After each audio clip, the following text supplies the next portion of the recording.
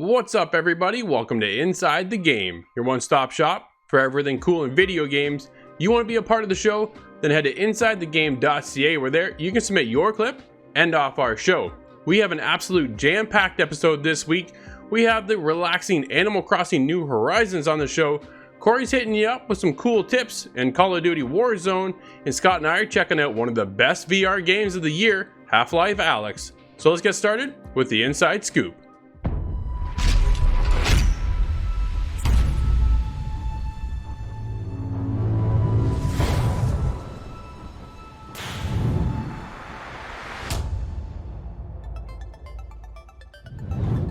I'm a huge fan of Ghost Recon Breakpoint, and I know that a lot of people out there are a little hesitant on the game.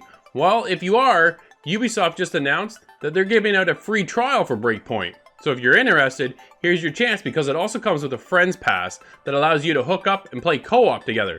And if you do enjoy it enough, you're able to keep your progress and buy the game.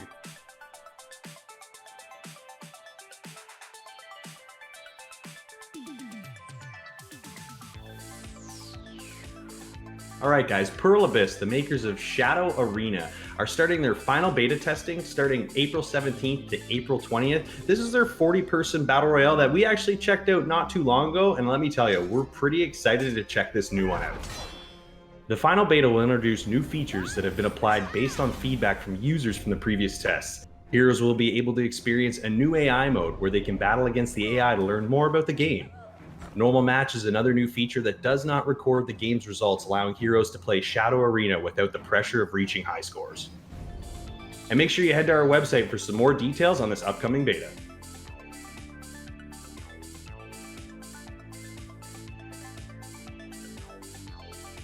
Elder Scrolls Online is a juggernaut. It has been around for 6 years already. And if you're a big fan of this game, I don't have to tell you that the Greymoor DLC is coming out in June. Now, there is a free-to-play event for anybody who wants to jump into this series. If you are a new player, you can start in April to April 13th as a full free account, and you can also begin the Greymoor Prelude questline. This will get you a little intro into the game. It'll allow you to play the Greymoor segment, at least see what's going on, and if you so choose, the game is on sale during that time as well. That's April 1st to April 13th. Check it out.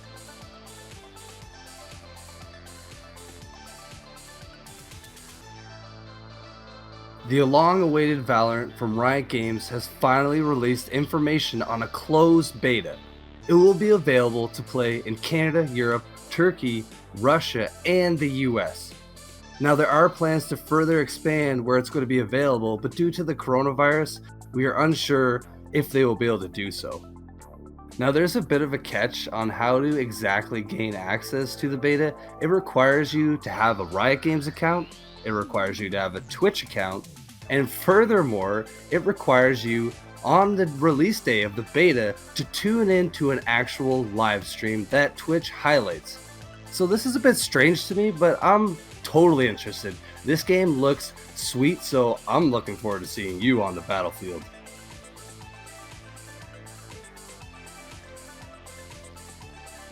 Not too long ago, Sony fans were entitled to Uncharted, the Nathan Drake collection for PlayStation Plus. Well, coming this April, you finally get to wrap up that story with Uncharted 4, A Thief's End. PlayStation Plus for April is almost around the corner, and we're getting the latest Nathan Drake adventure, as well as Dirt Rally 2.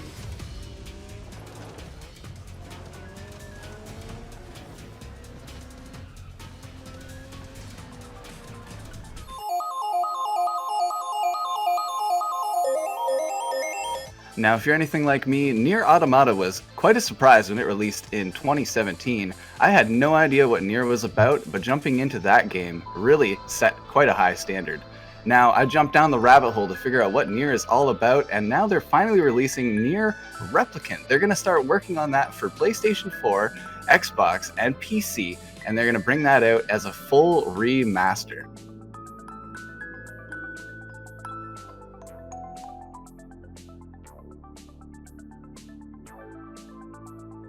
So the world has really been heavily hurt and hit by the COVID-19's impact. And despite how terrible it is, we do actually have some good news for all those who have pre-ordered Final Fantasy VII.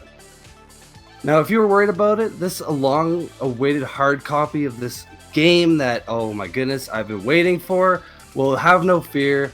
The makers have sent out the game early. So, for all those who actually might get this game early before other people, before the actual release date of the game, the developers ask, and even I personally ask, don't spoil it for anybody else.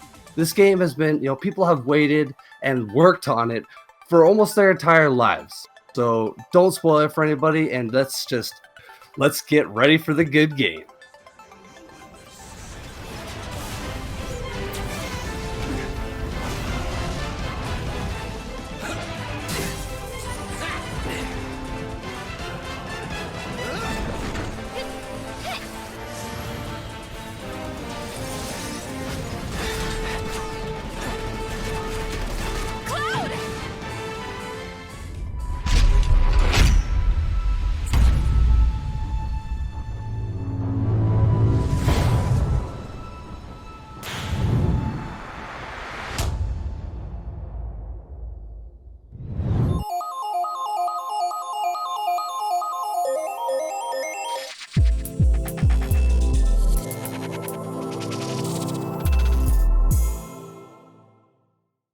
Well, Corey, are you ready to play?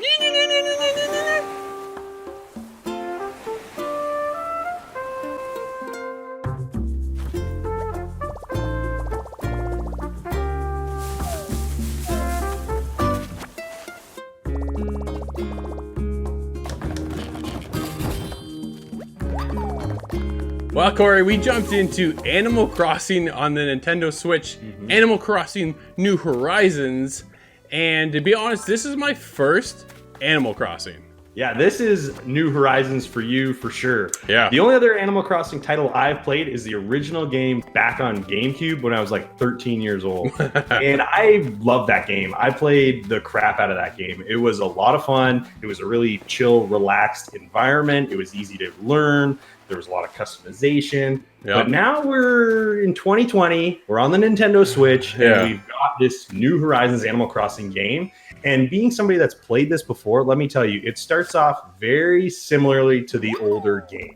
It's slow to start. Whoa, man. And to be honest, when I first started the game, never playing Animal Crossing at all, I was struggling, man. I gotta be honest. I was really struggling with this game. Like, Corey, dude, I ain't feeling this. This isn't working. I don't like it. And you're like, Drew, just do this, this, this, and that. And then boom, dude, I'm hooked. Like, I'm on. It starts to open up. Oh my God. I built two houses, a tent, 2 houses. I'm already working on the next house. Like, there's almost to the point where there's no end game because it just keeps going because there's so much to do. And you get lost, right? But it is like, how many hours have we spent just walking around picking weeds? Oh, I know. And you know what? And that's this thing. This game has that grind. There's kind of two sides to this. It's the very, like we said, chilled, relaxed environment that this game kind of puts you in. Yeah. So the old Animal Crossing games, you always showed up to a town that was already populated. Okay. And so it was kind of always things going on. So the games always started off a little slow, but there was always something to do, people to interact with. Yeah. This is a little bit different. We're actually getting brought to an island, a deserted island. We meet Tom Nook, our old friend, his 2 sons, Timmy and Tommy. They're out to rip us off as per usual. Everything's way too expensive, but that's besides the point. So essentially, we've got 2 people that live on the island. Ourselves, Tom Nook and his kids. Yeah. And we basically have to build everything up from scratch. The idea is to build an island that we want to have other people come to. And we travel to other islands for grinding purposes, whether it's collecting materials or bugs or fish or whatever it is. And then we invite people that we meet to come live on our island. And essentially the idea is to beautify our island and have a good time doing it. And this game really does achieve that. But because this one is even slower to start than the older titles, I thought, you know what, even as a veteran player, I'll say, I was just like, I felt like I was playing the same game with a bit of a different skin. And I hate to say it because there's a lot of new mechanics that this game's bringing into play that we didn't have in the older games. But because the general sense of the game felt, the same way, to me, that was my biggest probably downside with this. Because other than that, man, I'm hooked. Like I'm hooked like a 13-year-old boy again. Yeah. And I'm having so much fun playing this. Like I'm doing things, customizing the clothes I'm wearing. Like I don't do that in any other game, but this game makes you feel like that's fun and you enjoy it. I don't know about you, but there's a lot of customization and there's a lot of art style stuff in this game. And I know that's right up your alley. It sure is, to the point where I actually designed our own ITG logo and put it on my hat for my character, right? Like it's gone to that extent. And I typically that one right there. Yeah, that's the one. So I typically go out on a game and I love to customize my character. I'll spend a good hour just fine-tuning the details of my character or whatever, you know what I mean? But after that, I tend to stop. But as if you get other loot in other games, then you just kind of swap out your gear and stuff. But here I dove right in and actually designed the logo, put it on my hat, and you can go even further, right? You can put in stuff for your own artwork or your own clothing line kind of thing. And there's so many things to do that I didn't expect out of this game. Because I kind of thought, first of all, it is, and this isn't a knock at anything, but it is a Nintendo title. Like without a doubt, this is very unique and very 100% Nintendo game. Exactly, right? So you know what you're gonna get. That you're gonna get that charm, that polish kind of thing, but it's got that quirkiness to it of a Nintendo title. Because I've played the game previous, I know there's kind of a daily loop you have to do, right? When it comes to, you do your tasks, you may have to water some plants, you go harvest your fruits, you look for, your fossils, you hit your rocks, collect your minerals, that kind of thing. And then you go talk to Tom Nook, you trade in what you found, what you don't want to use, and then he usually gives you a task, or at least you're working towards something already. Yeah. And that's something that isn't really explained. Like if you go talk to Tom Nook, he'll tell you everything you need to know. But the problem is they don't really let you know that he's someone you need to talk to every day. And, it's good to talk to everybody on the island every day because you get things from these people and you may not even be looking for something. They just give you things. Yeah. So it's that interaction that you don't really realize that you need to do. But as you get farther into the game, you find out that, okay, well, yeah, I do need to talk to everybody. But, the first 2 weeks I've been playing this game, I haven't been doing that. So what have I missed out on? And there's things in this game that if you don't get it, you're not going to get it. You missed out on it. Exactly. Because there's so many unique items in this game when it comes to how you can dress up your house. There's so many decorations. And that's a huge part of this game is to basically build up your house, keep paying off these huge loans. That, oh my goodness. Home expansions. I know, they astronomical. We go from, 60 grand up to 150, and then we're up to 200, 300, or 400, 550. It's so much money, and that's where the grind really comes into play. But it's the start of the game when you get this museum and things like that really draw me in. And I don't know if you started filling up your museum yet, but when you donate the things you find on your island, i.e. fossils, fish, or insects, you can go donate them to Blathers, an owl at the museum. And who's sleeping? This museum, I know he's always sleeping. Sleeping during the day, because that's when I play a lot, right? Is during the day. You walk in, he's always out. But then you go at nighttime, and that's one of the That's one of the coolest aspects of the game is that the game actually follows the day-night cycle according to your time zone. So when you're in during the day, Blathers is out like a light. Ripley's Aquarium is an amazing place. Sure. And the aquarium in this museum, obviously it's not the same, but they've put so much effort and detail into how this is going to look when you've donated all the fish and this place is full. I can't wait to this is one of the few games I'll want 100% complete because there's something rewarding at the end of it. You get this beautiful place that you've worked towards the entire time you played. And something like that is something games don't necessarily have, right? And this one's always been unique. It was in the old game, in the same sort of manner, maybe not as extravagant as in this title. Yeah. But it's it's the same thing. And it's all the same things I loved from before, just with some new updated features. I kind of want to touch on the co-op slightly. It's interesting the way they work co-op. There's a couch co-op, and then there's also a Nintendo Online service multiplayer. Right. The couch co-op is really awesome, actually. You can invite up to 3 other people, 3 controllers, 3 other separate profiles you can make on your Switch to have people actually start their own houses on the island that you're currently living on. Garrett and I have done that. Which is super cool, right? It is cool. They can leave stuff for you. You can leave stuff for them. You can help each other out, right? And the best part is you can jump in and play together. And there's kind of like a leader-follower role. So the leader gets to do everything like normal, can access the inventory, go into their house, do storage, all that kind of stuff. The follower, it just gets the same tools. They can pick things up. But everything they pick up goes to the lost and found in the Nook store for the other person to collect. Like the storage bin, right? Yeah, and so for me, I was like, that's kind of crappy because you're so limited. But what I did like in that mode is the leader just has to shake their controller and they can give up the lead to anybody else in the party. And then it'll automatically switch to leader, and then you have access to all your stuff, all your inventory. So, and me and Amy were playing, and we were able to switch back and forth. You know, like she needed a little extra money, so I gave her some, but she also had a couple items that I needed to craft something. So it was easy for us to be able to switch like that. But I don't really like the limited role that the follower plays. There is one option I would have loved to have had, and if you caught me being a fool at the beginning of this, because they talk in the most absurd language, and it's the entire thing, and it goes on, and it goes on, and it goes on. There's a lot of talking in this game. Oh my god. I wouldn't mind like a little and then cut out and let the rest of the dialogue just pop, but it's the entire thing. But it's not just one page. Like you go to Blathers, and he blathers on. Like it's just non-stop. Even it's when you don't talk. ask for the info, you just deny, okay, I'm too busy for this? Okay, no problem. But you're still 4 pages. I'm like, come on, man. I said no. No means I don't want to listen to you talk anymore. Zip it so I can move on. So if I could just maybe just cut out that noise, the voiceovers, if I can cut that, dude, I got no problems listening to the game, but I have a problem when it comes to listening to everybody talk because it's just exhausting.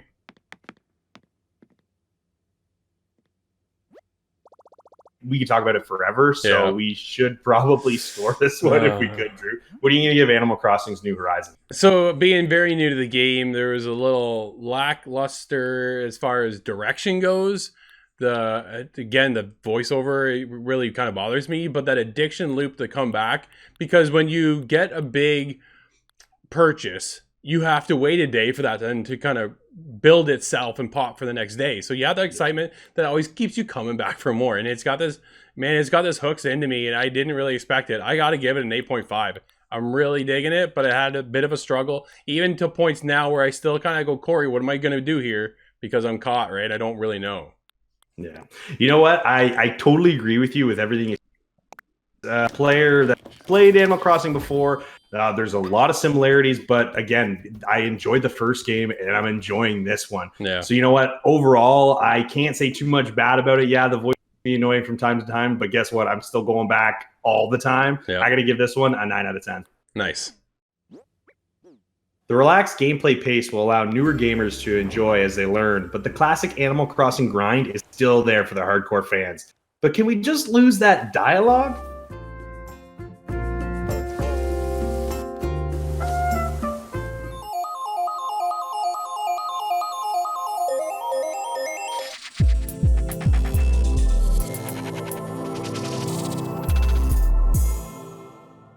Well, watch out, Corey. It's a long way down.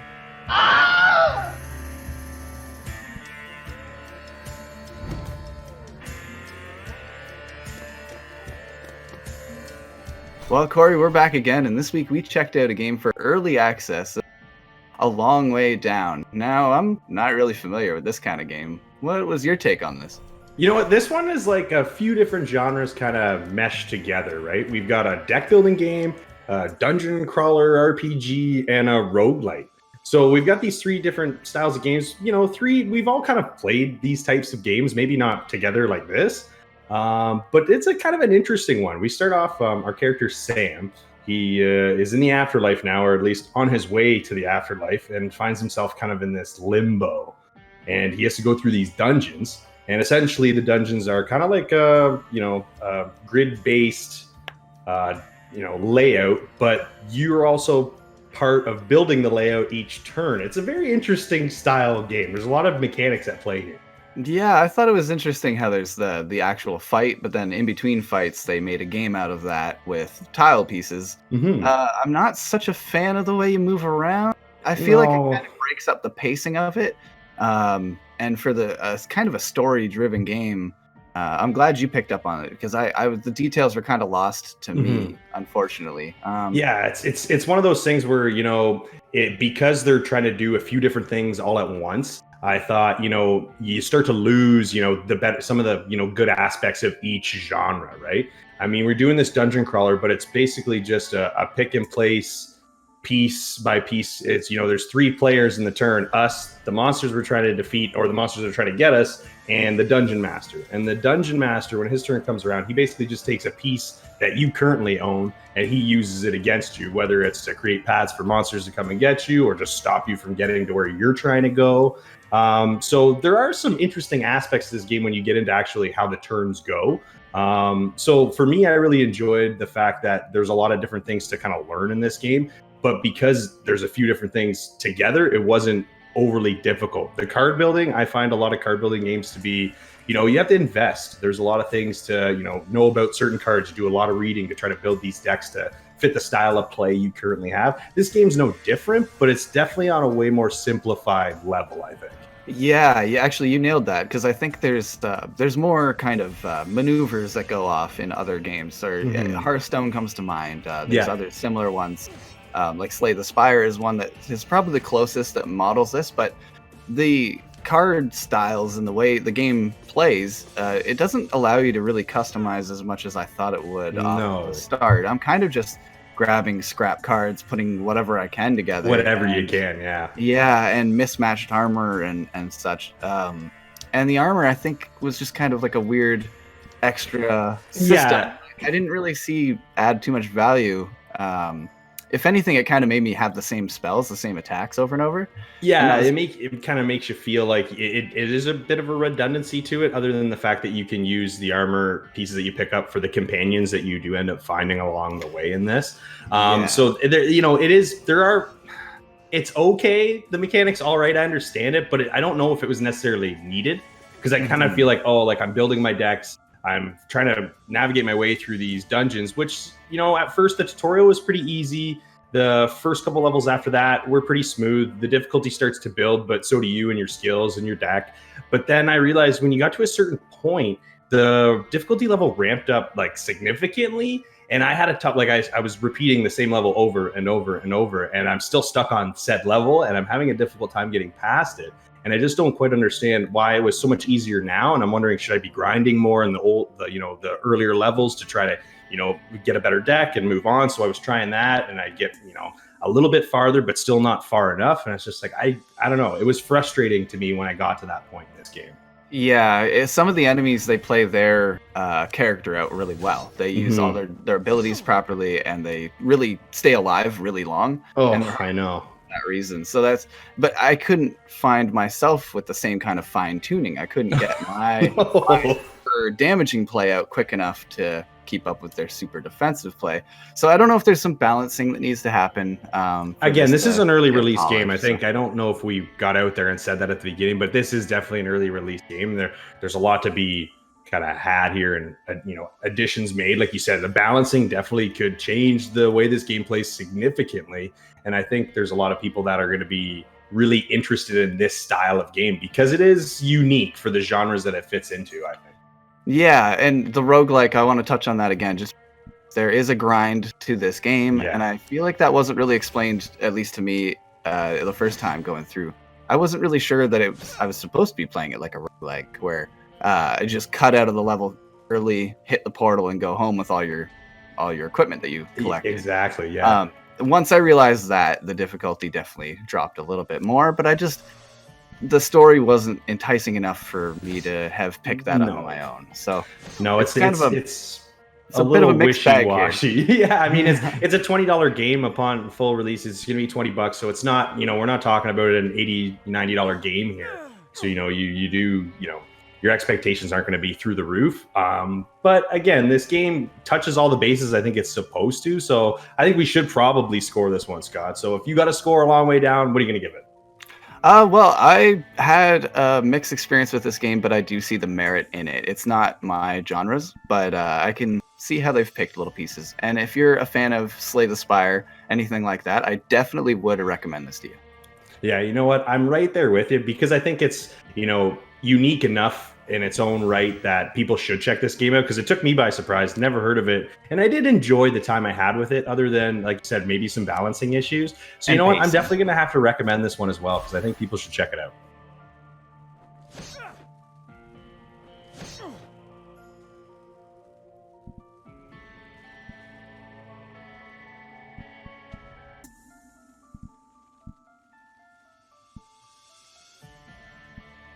A Long Way Down takes elements from 3 genres and combines them pretty well, but there are some balancing issues that can make sticking with this one tough.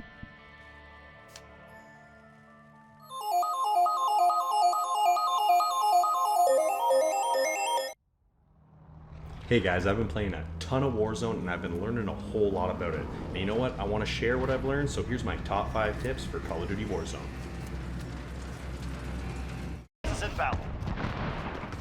With 150 people on the Battle Royale map, every building poses a potential threat. So when entering, you enter slow, quiet. You case the joint, you head out. But every once in a while, it's always good to turn around and make sure nobody's following you.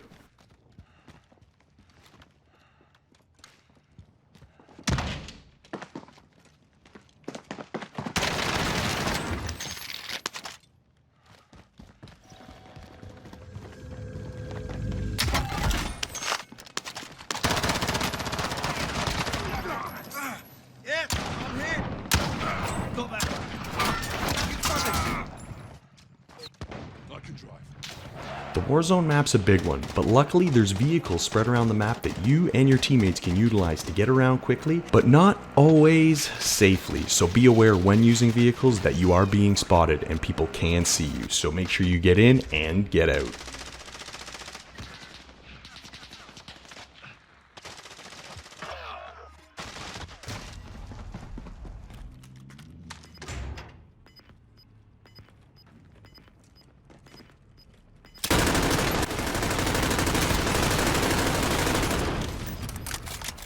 Closing in.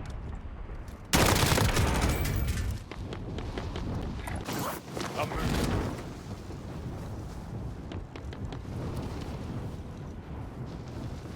Be sure to utilize the ping marking system in Warzone. It's a fast, easy way to alert teammates of loot drops and points of interest, and also double tapping the ping button will mark the area as hostile.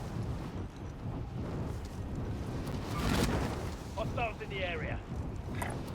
Going this way.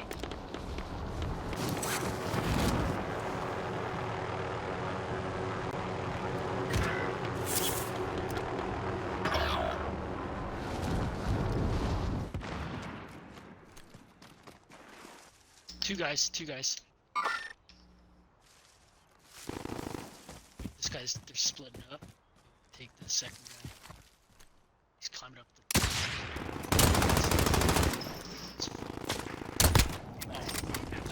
Guy in the hill. He's sniping. Yep, there he is. On the rock. Hiding behind that little tree.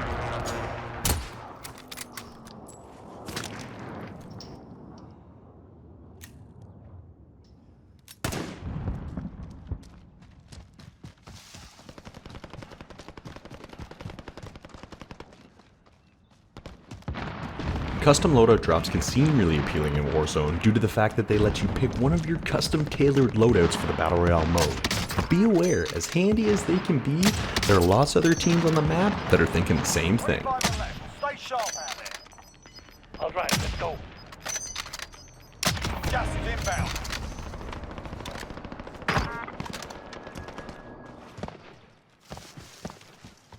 With buy stations all over the map in Warzone, you have to make sure you're picking up the right equipment. And I suggest making sure that you pick up the gas mask, because the storm is chasing you the entire round no matter what. So it's always good to have it in your back pocket. Gas is inbound. Marking new safe zone. Gas is closing in. Rotating the safe zone. Right, it's almost done. Finish the mission.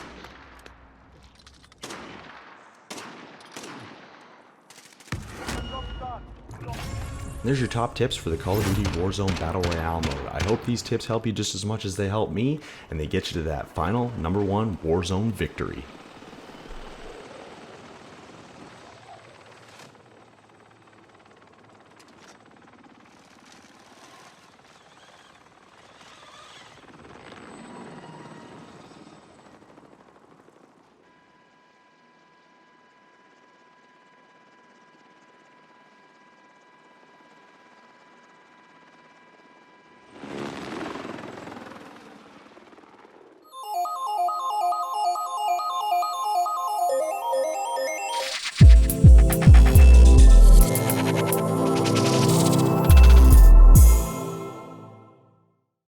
All right, Scott, we have one life. Or half-life. It won't stay. Got to hold it down.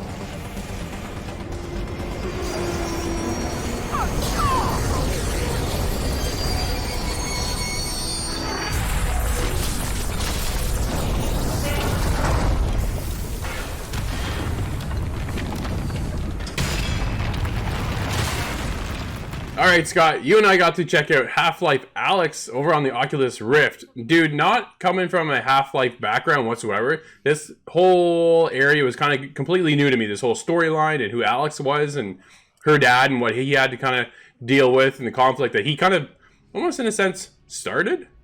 Sort of, yeah. He meets you in a kind of an important time between Half-Life 1 and Half-Life 2. The Black Mesa event has already happened, and the Combine have dominated Earth. Now, you are the daughter of the Resistance leader, and as such, you must get, resistance and garner it and fight against the Combine and survive. And nobody really expected this to come out on VR. It's not quite the awaited Half-Life 3, but it's certainly a good step.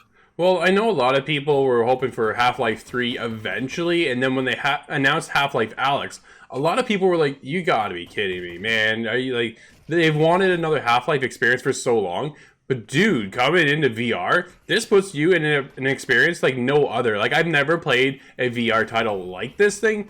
Like, Half-Life Alyx has got to be giving it away pretty early, but game of the year for VR. Like, this is outstanding. Yeah, it just hits some standards. It's going to set the bar. It's going to set the bar really high when it comes to anybody else having to compete with this VR game. I know the fans were kind of hesitant to get on board, but the fact that it's kind of paywalled behind virtual reality, but it's worth the dip. If you can get into it, this game is just as solid as any Half-Life game. It's just as detailed. It's just as story-driven. It's all about the human condition fighting against the Combine, and it really puts you in that universe. The level of detail is just insane.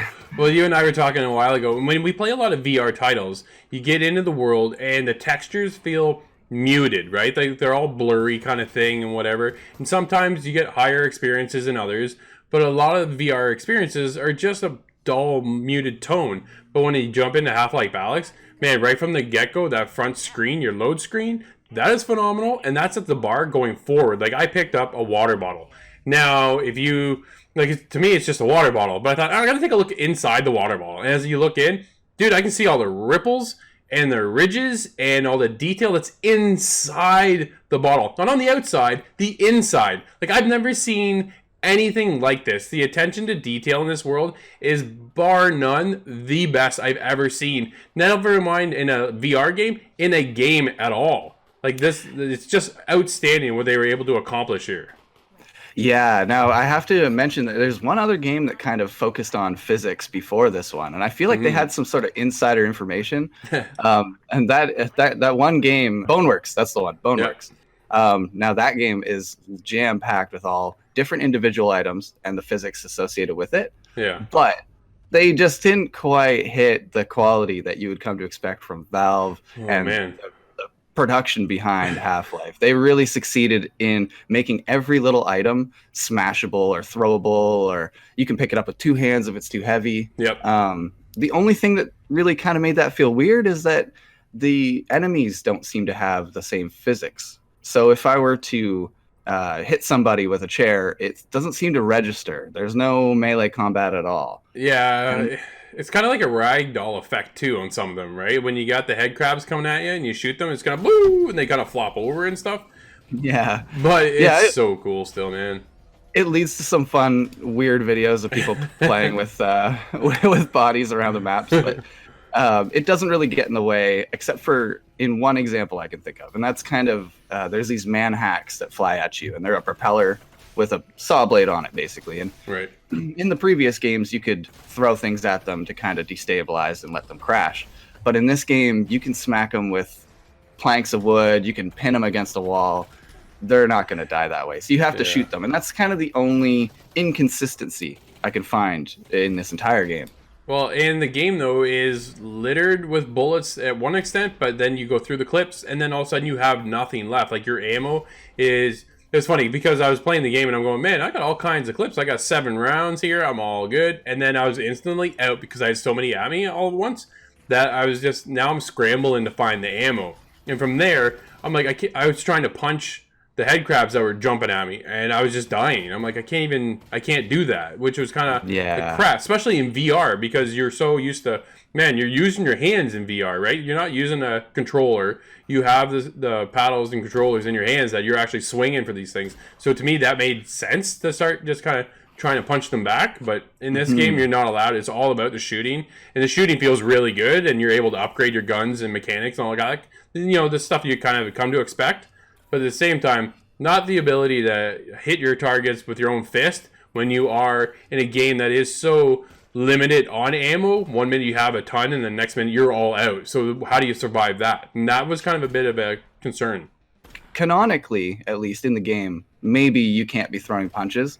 Your little Russell guy on the radio, he gave you some gloves and he doesn't want you to break them. So maybe that's the reason. Yeah. But you should still be able to throw chairs at people. You know, I don't understand. Something. But yeah. There's the gameplay is split between the combat and the survival kind of thing. And then more of like a techno spy kind of thing. You have a device and you're able to hack into these Combine boxes and interact with their technology. And, cool and they play too. out.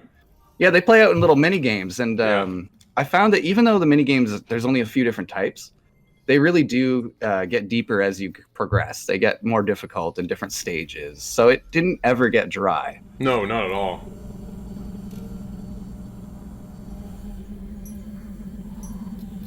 So one of the biggest problems I have in video games, Scott, is that the spookies just typically aren't for me, right? That's definitely up your alley, but when it comes to that scary horror aspect, and not that Half-Life is like a true horror experience, but it does have some of those jump scare moments, and man, I gotta be honest, it really got me. And I'm creeping through doorways, and you can hear, like, the audio within the game is it's so good. It sets that tone, and then the presence, and you're underground, and when you get the shadows and the deep, dark, dungy kind of feeling, it kind of weighs you down. So as you're trying to progress through, and I'm opening up a door, and I'm like just peeking in to see what's next and what's ahead of me. It was, for a guy who doesn't play this kind of stuff, man, it was pretty intense at moments. There's no doubt about it. One guy came barreling through some windows at me.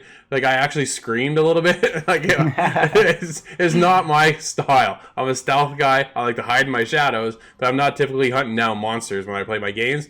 But this one, dude, you gotta, if you have access to a VR, you need to try this game out. It is so cool, and it sets the bar for VR games moving forward, that a lot of them now, a lot of developers that are getting into VR, you got a bar you're going to have to try and reach that's just not like any other that's out there right now.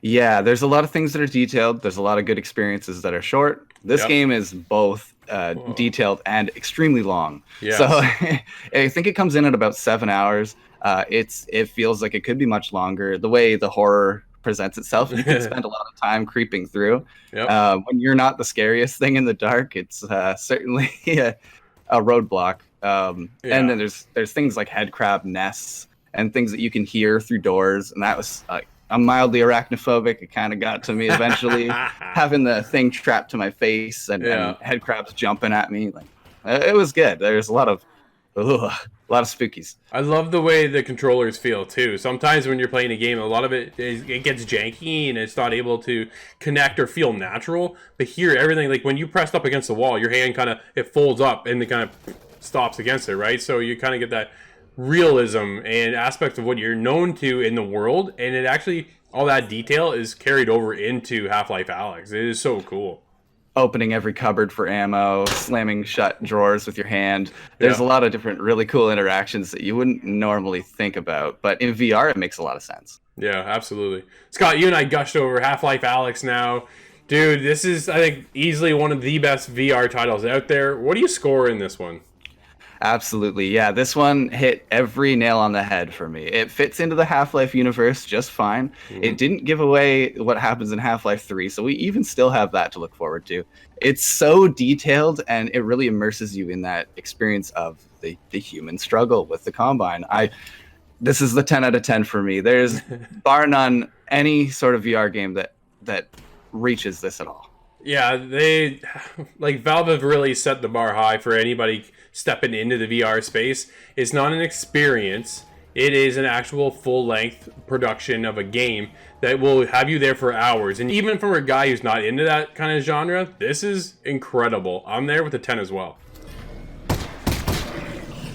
This is VR Game of the Year material. Half-Life Alyx has raised the standards for all VR titles to come.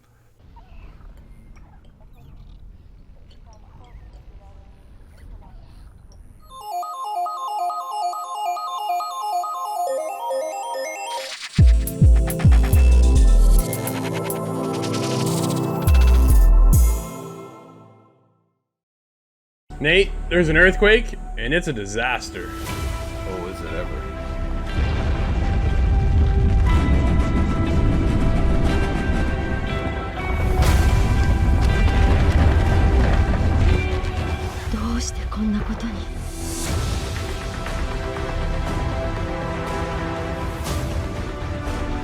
Nate, you and I jumped into Disaster Report 4. This is a very unique title in the fact that the world we're living in right now seems to have an effect on a lot of the games we're playing lately.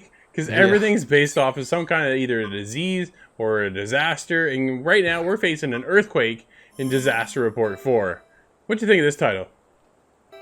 Alright, man, so this is an interesting title. Unfortunately for you and I don't think it really jived with us. No, it doesn't like click. it may with a very, a select group of people. Sure. But this game's weird, man. Honestly, it's got an interesting take. It's kind of like this walking simulator where you're just kind of going about your day and then making these decisions, and then an earthquake just is going around you, and you go about trying to either help people or get mad at people, and that's kind of it. It's like a weird simulator kind of style. It's a weird sim / puzzle because you're faced with a couple little tasks. I wouldn't even want to really call it a puzzle, more or less, but just kind of chores to go around and help. You help people kind of get out of the disaster, right? So buildings are falling, and you're helping this lady get out of the one building, and just people are locked in the bathroom, and just weird, awkward situations. Like the dude gets out of the bathroom and touches you, and I'm like, so. But then your dialogue tree comes up. I'm like, don't touch me. you're dirty. Go away. So, but I like the dialogue options. But the main base of the game is basically, there's an earthquake going on, and you're just there to kind of get through your day, but help people along the way. And it was just a weird experience to play this game, and it didn't, like you said, like it didn't really connect with either one of us. Yeah, like the dialogue itself, it has very much kind of like an anime style. Like it's very kind of unrealistic. Some of the things that people are saying in their little speech bubbles. Yeah, and like just the overall conversations are pretty funny. Like I had a couple good laughs out of it.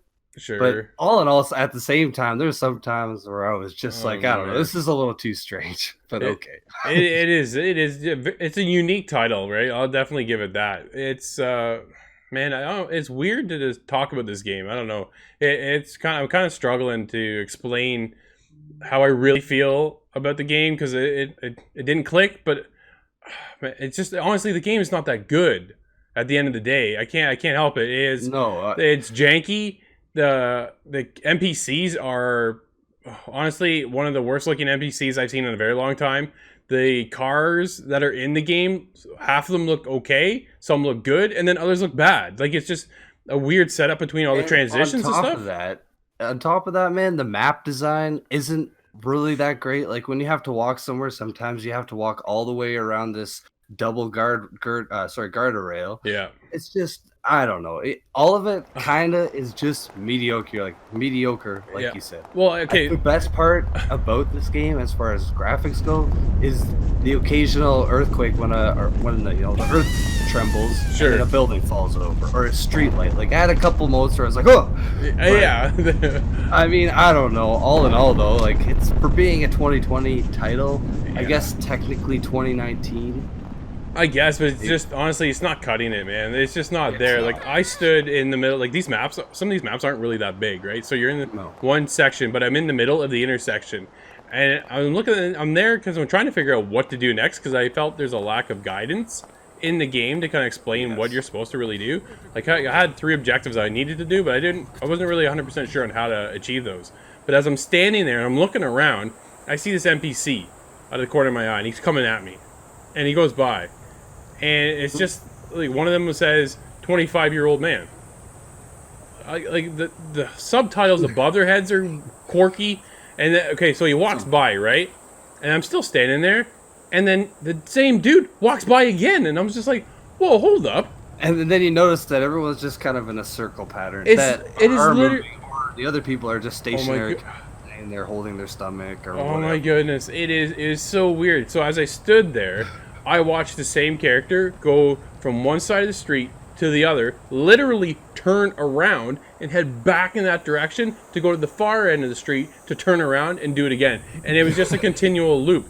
But he wasn't the only NPC. It was all of the NPCs. Every single one on this map did that. And I was like, come on. You gotta be kidding me. No variety in these NPCs. They're just mindless, dumb NPCs that are on here. And it's man, like when you see the titles that we're playing in 2020, like even 2019, even, you know what, for the PS4 generation, the games we were playing and the NPCs and how smart they are and how intuitive, and the fact that, you know what, if you're playing a shooter, NPCs aren't going to stand there necessarily sometimes and just take a bullet. They're going to get behind cover. They're going to move around. They're going to have variety in their gameplay mechanic. And the NPCs in this have absolutely no sensibility of what to do. They are just locked on like this conveyor belt going back and forth. And some of the, it's just, man, to me, I got irritated watching it because I was blown away that that's how it was set up. Yeah, honestly, man, and to kind of compliment the simplicity of it all, there's really only a couple collectibles to do. There's different variations of your compass, which is such a small thing that you, I think, hardly really use. Like, I didn't use it that often, so it can look like a clover leaf. It can look like a normal. That's how mine looks like. All sorts of things, right? And then the other option is collecting different clothes. So I don't know, man. It's just it's a very simple game. I can't completely hate on it because I know that there is a group of people that this does draw to. So, but unfortunately, not for us, bro. No, not at all. And okay, so then on top of it all, I'm fortunate enough to have the PlayStation VR. Yeah. I jumped into the VR mode of this thing, and honestly, they should have taken the resources they put into the VR and finished the game, polish that up, because the VR experience was just, what was the purpose of this? I was walking, like almost walking to the speed of a turtle. Now you can increase your speed by holding down the square button, which will speed you up, or you look at something, because it's all tracked down with the motion of your head, and then you bounce over. But then the minute something fell on me or fell in front of me, that was the end of it. And you're there to either move or examine something. All the NPCs are gone. There's not even one NPC in the area. They're just gone. And you're just wandering around the same map that you already did. I'm like, this is pointless. It's completely pointless for the game. Like, I don't know if they're just experimenting, if you're going to do the VR experience. And I'm blown away. I don't get it. It was irritating when I'm in there. I'm like, why? I didn't understand the purpose of being in it when there's nobody around. You don't really have a clue what you're doing except you're looking around and teleporting. You can teleport back if you get stuck, but at the same time, the minute something falls, that was it. I couldn't move anymore. I was just like, I was blown away. You can't turn. You cannot physically turn in the game. So I was just like, why? What the heck is this? I played on the regular PS4. It was really janky, but I never played with the VR. And honestly, the first-person perspective, because you could switch between third and first person, it was nauseating. And I'm not even with the VR headset, so I don't know, man. I think we should kind of wrap this up. We've talked enough, I think, about this game. So what are you gonna score it, buddy? All right, you ready? Okay, so obviously, this isn't really for us. I don't think this game it just didn't click. And I felt there was bugs. I thought it was pointless. I thought the NPCs were mindless. The dialogue options were okay. Like, some of the variety within it was good. The overall graphics, it wasn't really there for me either. Honestly, I can only give this thing a 4. Well, man, I could say just about the same. I'm a little bit higher than you, man. but I didn't try I didn't have the whole VR experience, but I like the dialogue options. So, dude, it's getting a 4.5 from me. Nice.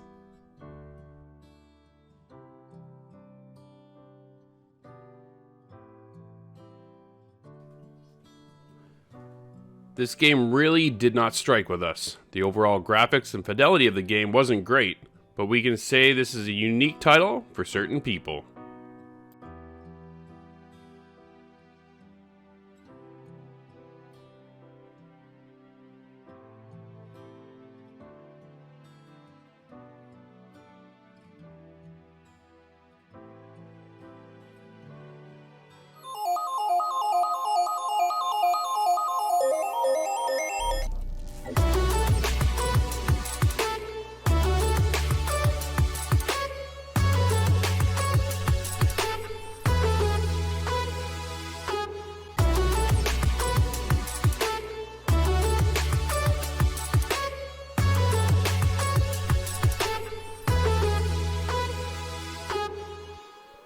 And we're right back into it. The Rainbow Six Siege Pro League Season 11 has started back up again, and I'm here to give you all the coverage for the North American teams.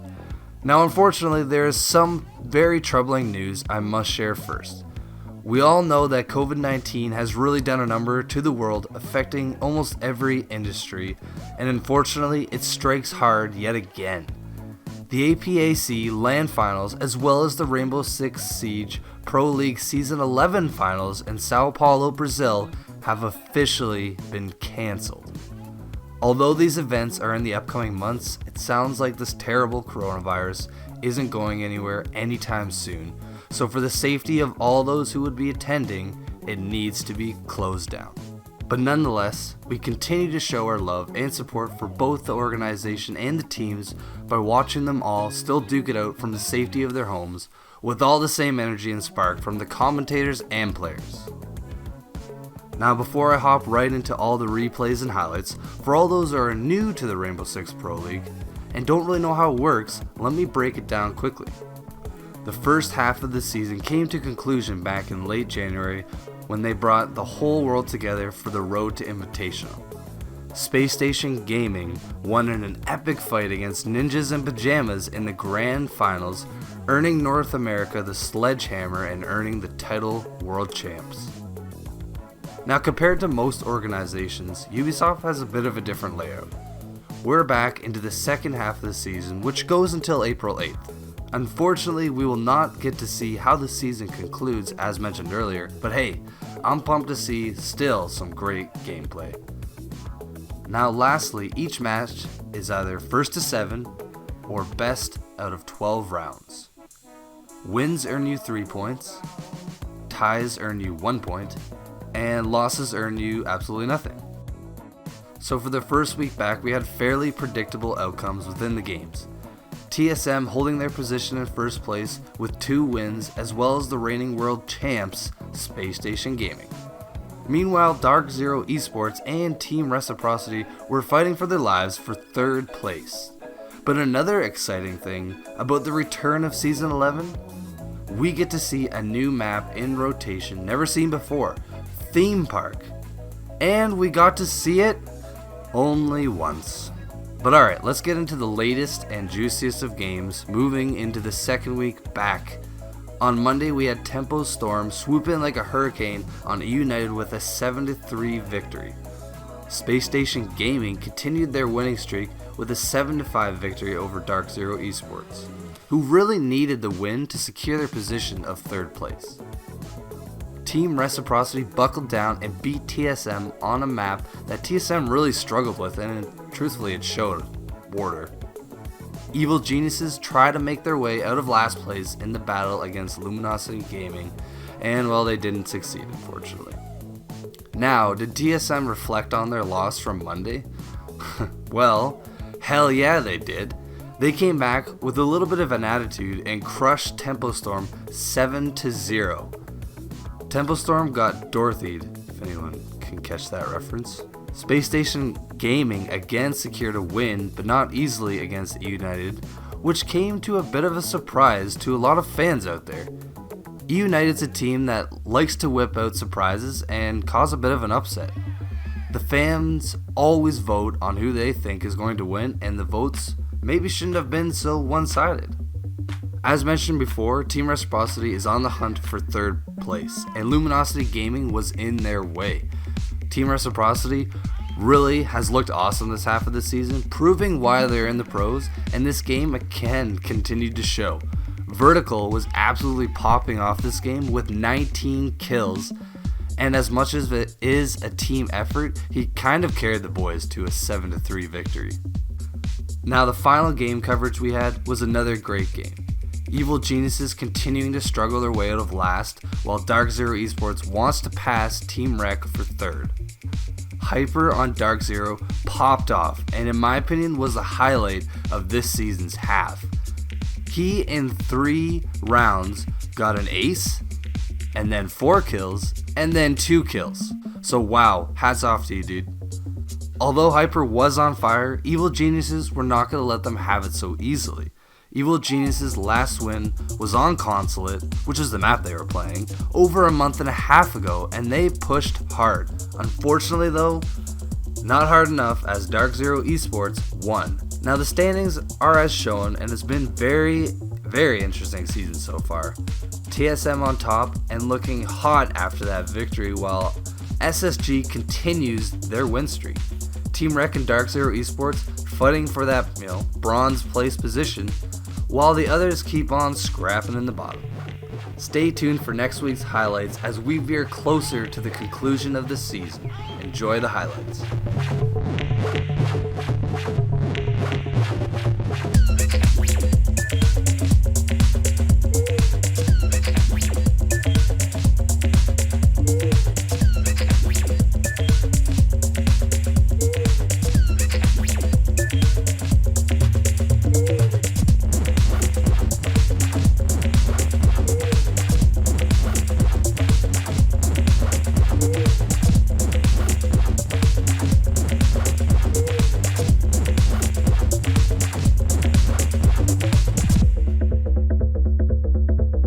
Well, that'll end off this week's episode. Thanks so much for sticking around. Now, typically, you guys hit us up with one of your highlighted clips, but we're featuring Nate this week. He doesn't know it yet, though, but I thought we'd feature him as he saved us coming in this round for Rainbow Six Siege, and we ended up winning the game because of this little clutch play. Check this out.